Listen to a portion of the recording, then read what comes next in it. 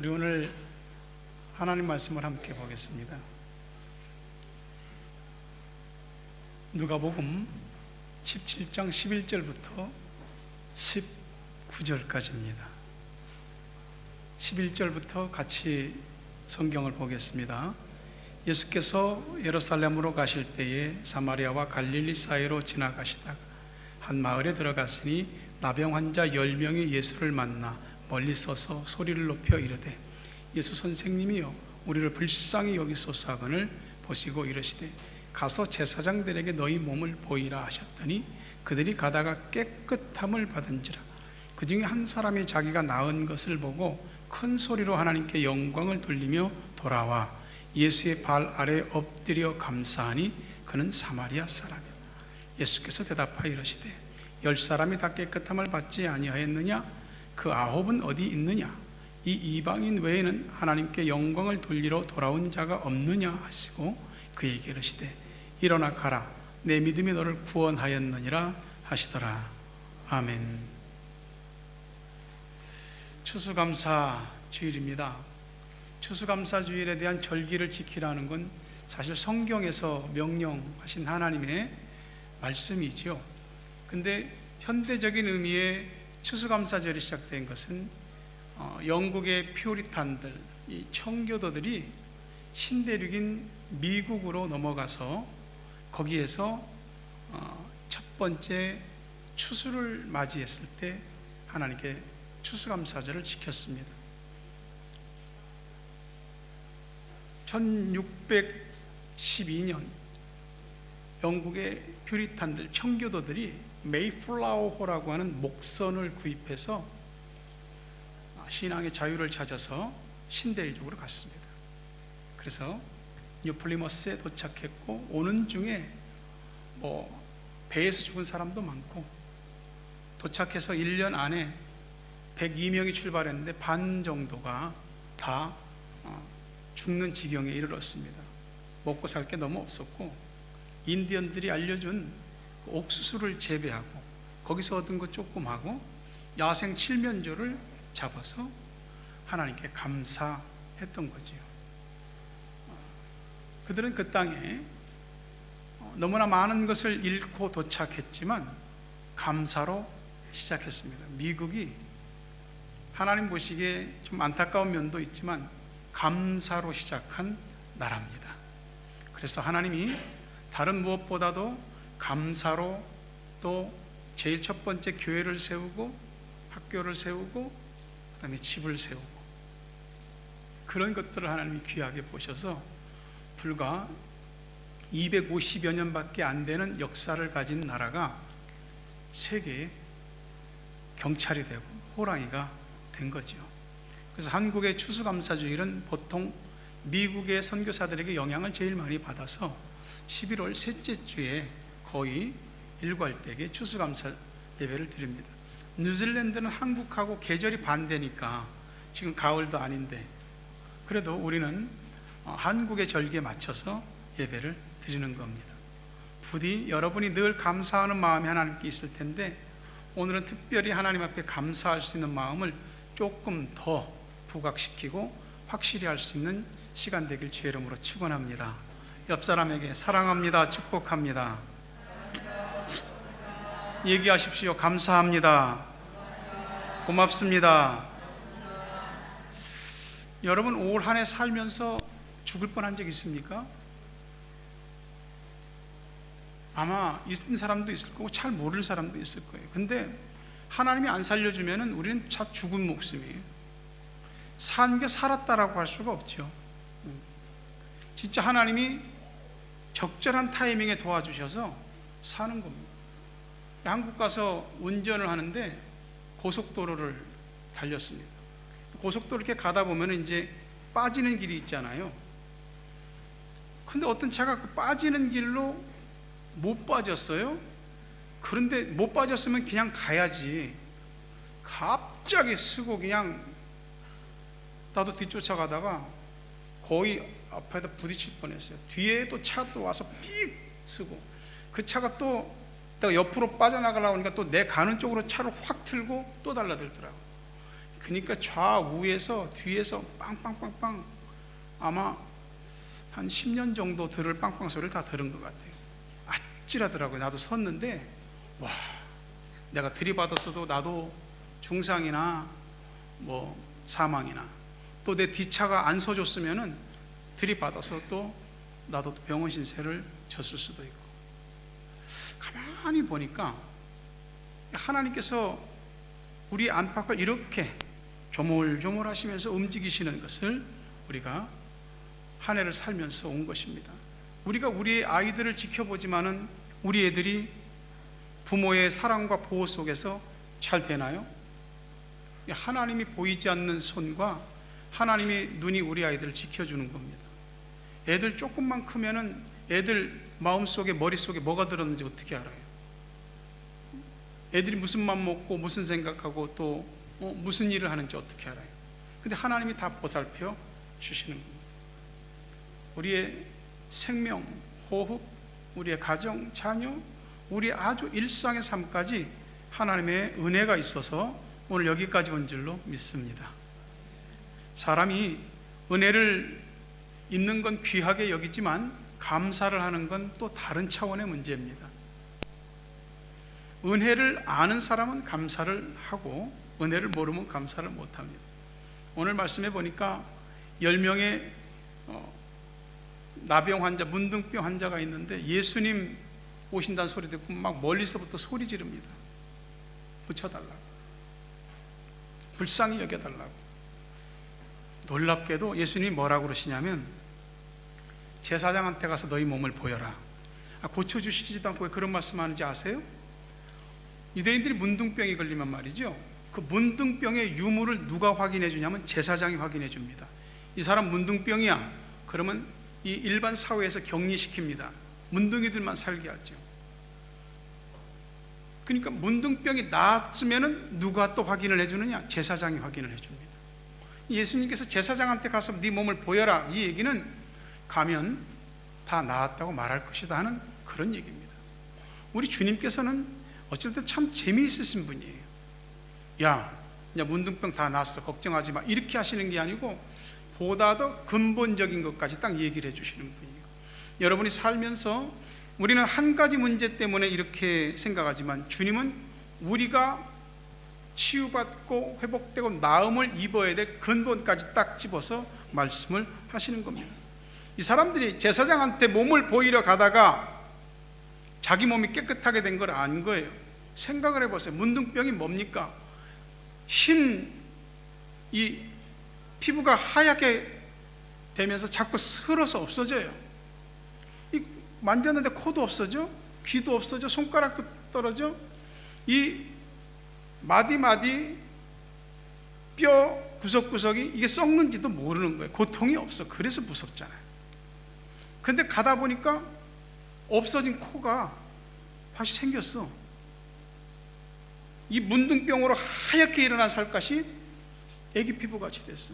귀가 다시 생기고 손가락에, 자기가 보고도 못 믿는 거야. 와, 놀랐는데 여기서부터가 이제 우리가 어떤 사람이냐가 나오는 것이죠. 10사람이 다 고침을 받았는데 한 사람만 돌아왔습니다. 그 사람은 유대인이 아니고 사마리아인입니다. 유대인들은 사마리아인들을 증오합니다. 왜냐하면 사마리아인들은 순수 혈통이 아니야. 이방 민족과 피가 섞인 혼혈족이에요. 그리고 하나님의 성전을 재건할 때 그 일을 방해했던 사람들이야. 그래서 유대인들은 사마리아인들을 반쪽 유대인이긴 하지만 철저하게 증오합니다. 여기서 바로 가면은 사마리아 거쳐서 예루살렘으로 가면 빠른데 사마리아 안 거쳐 가려고 삥 돌아가는 게 유대인입니다. 근데 10명이 고침을 받았는데 그 자신들이 개만 또 못 여기는 사마리아 사람 하나만 돌아와서 예수님 발 아래 엎드려서 감사하다라고 말합니다. 이걸 제가 볼 때 무슨 생각이 드냐면 10명이 다 똑같은 문둥병인데 문둥병자들끼리도 자기들끼리 차별이 있는 거예요. 야, 나는 유대인 문둥병자야, 너는 사마리아 문둥병자야. 그러니까 이게 우리가 하는 말로 죄송합니다, 꼴가불한다. 사람들이 자기들 처지가 똑같으면서도 거기 안에서도 더 낮고 더 못남을 갖다 따지는 것이 사람입니다. 예수님 그 사람이 사마리아인이라고 얘기했어요? 그런 것도 없잖아요. 대번에 알아보시는 겁니다. 딱 얘기하시죠. 10명이 다 고침받지 않았냐? 응? 9은 어디 갔느냐? 우리들에게 묻는 거죠. 자, 여러분이 지금부터 어디에 속한 사람입니까? 9입니까? 하나입니까? 하나. 역시 믿음 있는 애들이 달라요. 9명에 속한 그룹이냐, 1명에 속한 사람이냐. 9명이 고침을 받은 다음에 다 각자 갈 길로 갔습니다. 예수님께서 서운해서 그러는 게 아니에요. 사람의 가지고 있는 본성이라는 걸 아시는 거예요. 하지만 10명이 다 고침을 받았는데 왜 9은 없고 한 사람만 왔냐고. 이게 조금 어떤 지어낸 드라마 같지 않습니까? 근데 이게 실제란 말이에요. 우리 삶에서 은혜를 받은 것을 아는 순간 두 부류로 나눠지는 것입니다. 주님께 돌아와서 감사합니다 주님, 고쳐주셔서 응답해 주셔서 도와주셔서 인도해 주셔서 형통케 해 주셔서 하나님께서 길을 열어주셔서 감사합니다 하는 사람이 있고, 또 자기 길로 가는 사람이 있습니다. 물론 9명도 자기 길로 갔을 때 다 이유가 있을 거예요. 다 이유가 있어요. 그러나 중요한 것은 어쨌든 문둥병이 고침받았다는 거잖아요. 그거 천형입니다. 그거 하나님이 인간을 저주해서 생긴 병이라고 다 믿습니다. 일반인들과 섞여서 살 수가 없습니다. 그런 사람들이 문둥병이 고침받았다는 순간 기쁘고 즐겁고 펄떡펄떡 뛰었습니다. 여기까지죠. 감사라고 하는 게 참 금방 망각되더라고요. 이번만 도와주시면, 이번만 살려주시면 정말 내가 하나님 잊지 않겠습니다. 이번 딱 한 번만. 그것이 항상 우리의 마음입니다. 근데 생각해 보니까 주님은 항상 도와주셨어요. 근데 우리는 항상 그 은혜를 망각할 때가 많죠. 어떤 병이 있어서 늘 점쟁이를 찾고 무당을 찾아서 구판을 벌리던 사람이 있었습니다. 근데 목사님 어머니가 전도를 한 거예요. 친척이니까. 그런 거 다 소용없어요. 예수님 믿어보세요. 모든 게 다 해결될 거예요. 병요? 다 할 수 있어요. 우리 주님은 못 고치는 병이 없어요. 그러니까 뭐라고 그러냐? 그럼 교회 가볼까? 그래, 놀랍게도 한 2주일 정도 교회를 다녔는데, 처음 첫 주는 그냥 원모로 가서 앉았고, 그날 설교를 들으니까 뭔가 좀 들을 말이 좀 있는 것 같아. 두 번째 주일날 교회를 갔는데 뭔가 조금 느껴지지 못한 그 마음의 감동과 몸이 좀 이상하더라는 거예요. 보니까 내가 그렇게 힘들어하던 병이 나아버린 거예요. 놀라운 역사죠. 근데 그렇게 구판 한 번 벌릴 때마다 수백만 원씩 들여서 구판을 했던 사람인데, 딱 고침을 받고 나니까 어떤 마음이 드냐면, 진짜 교회 다녀서 진짜 예수가 고쳐준 건가? 이게 그동안 구판 벌린 게 좀 여기 교회에 와서 효원 버는 거 아닌가? 응? 그런 생각이 들면서, 근데 어쨌든 교회 가서 나왔으니까 감사는 해야 되겠는데, 감사한 건 얼마 하지? 이것이 따져지더라는 겁니다. 사람이 그런 겁니다.